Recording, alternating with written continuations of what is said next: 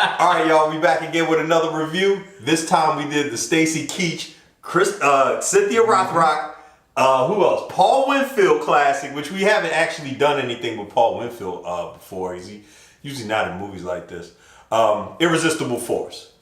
So basically, it stars Stacy Keach, you know what I mean? It's really a made-for-TV movie. It stars Stacy Keach. He's the focal point, you know. He's an old cop. He wants to retire. He has an idea. He gets a female partner because they're not, you know, real likely to go off the handle and stuff, and then he can kind of ease his transition out of the force. Only thing is, they pair him up with Cynthia Rothrock, who, as we all know, as you should know if you follow and watch her movies and stuff like that, she gets busy. So she's not the type that, you know, she gets busy, you know. So he thought he was getting something where he was going to walk in and then she was just going to kind of calm everything down. She jumps right in the mix. That's just who she is. So anyway, a bunch of white supremacists take over a mall. Cynthia Rothrock and Stacy Keach are in the mall. They get separated and basically got to team up to bring down the white supremacists in the mall. Paul Winfield doesn't have a big role in this. He's, I guess it's just a check. Check. But I don't even like, was he under contract to CBS? Because he was literally like there. And then all of a sudden he had to get on a plane and go somewhere. I thought I remember him having a show on CBS. I don't know. I could be wrong. CBS is the old people's network too. At this time, you had shit like Murphy Brown and shit like that. You know what I mean? So CBS was always like the old people's network. Okay. But just in case if y'all don't know who Paul Winfield is, he's the I don't know if his main things, but he was also the pastor in Original Gangsters. Or preacher or whatever the hell that was called. Reverend. Yeah, but he was in. He's been in some other things I just don't know. I'm sorry. I'm trying to think. So it's made for TV. So like you said earlier, only really one person kind of died in the thing, where we actually saw it because people was getting shot up, but it's made for TV, so you wasn't gonna see people get blown up and which things of that sucks. nature. Yeah, so. Thank you CBS Entertainment Productions for bringing this one out. Yeah. But but go ahead. We're gonna finish the plot. No, I'm done. The dude that died, ironically, even when he was alive, if you saw him in the background, he looked like he was light skinned, like he was a black dude with the white supremacists. I saw him earlier, right? And I was gonna say something. I was like, no, maybe it's just because the movie's dark. But then when he died, I was like, yo, he really do look like he a brother. Unless this white guy, this stuntman was black. Yeah, it was one of those things like, yo, you really couldn't tell. Because they never did a close-up on him. Right. You know what I mean? Right. So he was in the background, and then when he died, he went through, which he must have been a fucking heavy motherfucker, because he went through the glass barrier on the second floor of the mall. And that's thick glass. Yeah, he's so... Yeah. But outside of him, so we're not gonna count him. There was two brothers in this entire movie. Two brothers in this entire movie. Paul Winfield, and then the gopher of a cop who was just running back the messages.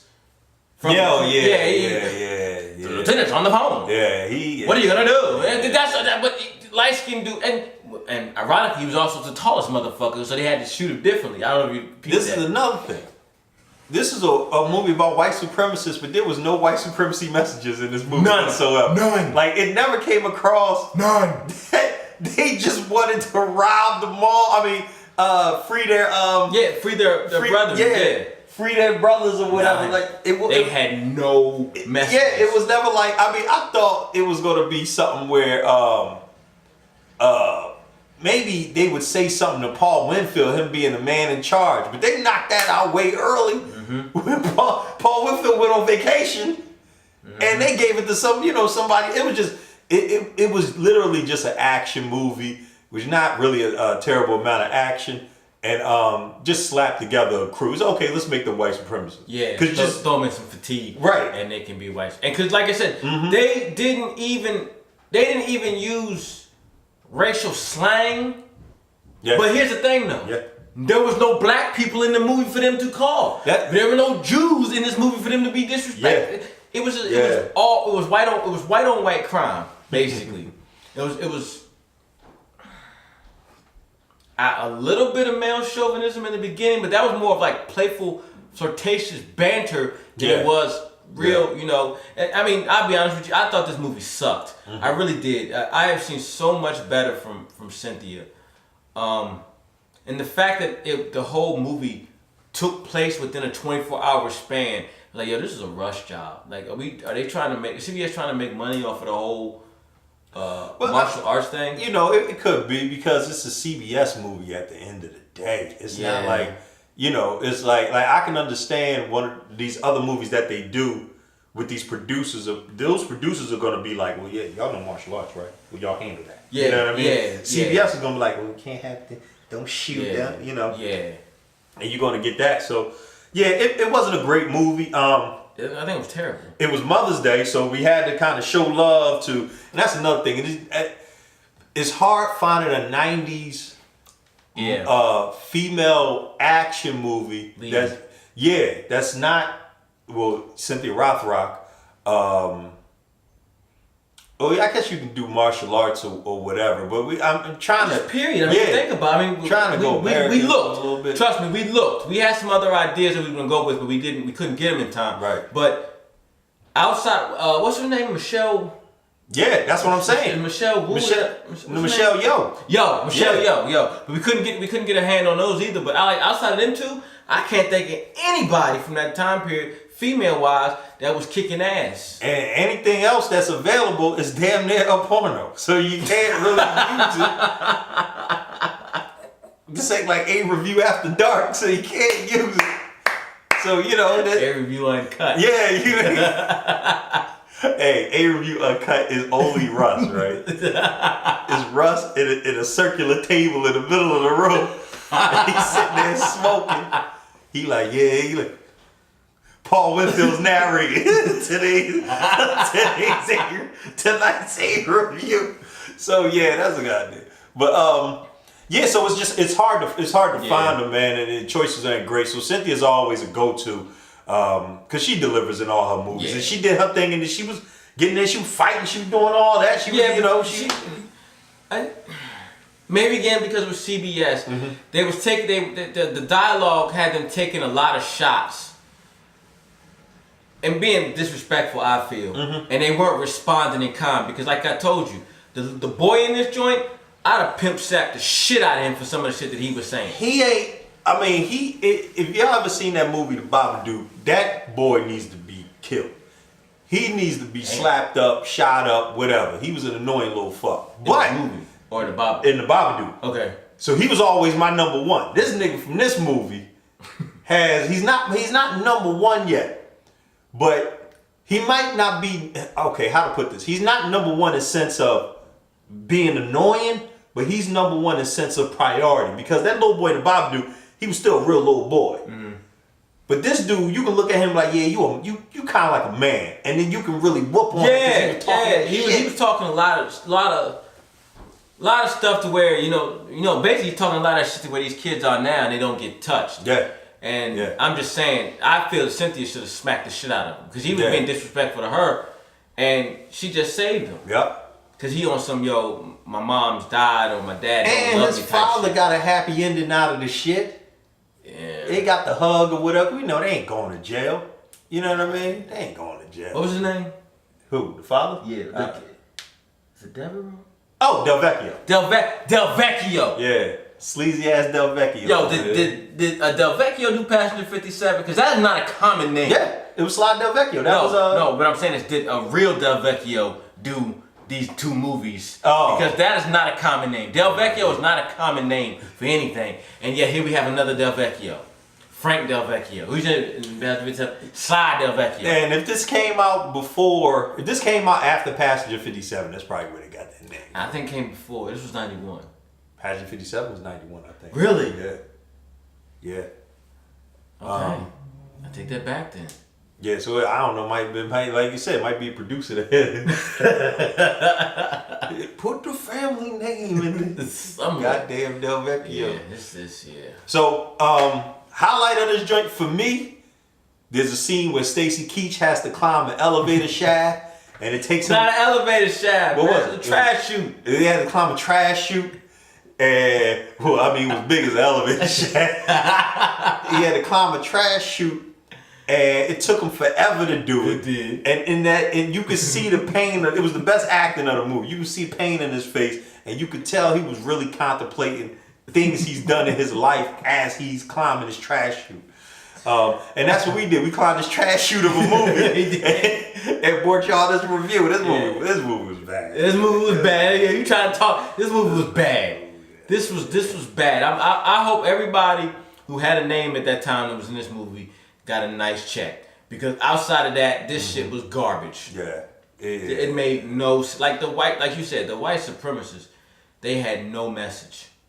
Like you only knew they were white supremacists because they said they were white supremacists. Yeah, that's it. Outside of that, and they wore fatigue. I guess white boys that wear fatigue in the 90s was, I guess, I don't know, but yeah, I wouldn't watch this shit again. Yeah, it was, Yeah. There's nothing irresistible about this shit. This shit was good. And it's sad because that's a wasted name. Irresistible Force is something you would see with Cynthia or Norton or Ann Norton and bunch of other Asian action stars, things like that, and then you'd be like, God damn, but this was Stacy Keach in Irresistible Force. I don't know. I have seen him in other things. I just don't remember what. I don't know. Like I said, once again, I think they might have all been under contract for CBS. You can't have a movie called Irresistible Force and have somebody like Stacy Keach is one of those people who is like the epitome of I'm too old for this shit. Like, you know what I mean? And that's what he was saying in the movie. Right. So you can't have an Irresistible Force? I think Irresistible Force was her. You know what, man? I think some other company was probably making some movie called Irresistible Force. CBS stole that shit. It's possible. I think if we look it up, and we'll do our own research. I bet you it has another name. Yeah. I bet you it has another name. It probably had Jimmy's Last Day or Jimmy's Last Day. Something like that or Now Open or something corny, yo. Yeah, took over a fucking mall. That was took over a fucking mall to get his brothers out. And there was a lot of incompetence in this movie, like gross incompetence. Like the acting police commander, he did things that would the SWAT dude, that would make people lose lives and property and all this other shit. Lieutenant Governor just came in and said, "What do we do? Okay, give him everything. Okay." This shit was like I would have liked to see the feds. Yeah, it did. Yeah, his salute. He was like, once they get in the air, it's a federal problem. And she's like, okay. Yeah. Let's get these two cops out of there before they foul it up. And then the governor who was kidnapped in it, he gets on the horn and is like, give them whatever they want. You understand me? Yeah. What? When do we start negotiating with terrorists? Yeah. I've never seen that before. It was an Irresistible Force of a movie. This movie was terrible. Irresistible bullshit, yo. The more I talk about it, the madder I'm getting, yo. But now I'm happy there were no black people in this damn movie that played a pivotal role. Yeah. I'm happy. Yeah, it was... Oh, God. Or Asian people. Yeah, it was almost like watching... It was like watching a made-for-TV movie. Yeah. It was like watching a made-for-TV movie. One of them bad ones done by them rappers who really shouldn't be doing that. Yeah, it was, man. Yeah. So, if you get a chance, don't give yourself a chance. Do something else. Do something else. So yeah, that's Irresistible Force. Like I said, Stacy Keach, Cynthia Rothrock, Paul Winfield. Actually, glad Paul Winfield didn't really have. Now that we broke it down, I'm glad. I'm glad he got on that plane. So yeah, don't check this out. Do something else with your time. As always, like, comment, you know what I mean? Let us know, you know what I mean? If you've seen something, if you got some other, suggestions for us, please let us know. Happy Mother's Day to all the mothers out there. Yes, sir. All, Yes, sir. you know what I mean? Soon to be and established mothers and all that good stuff. You know, and we'll just catch you guys next time.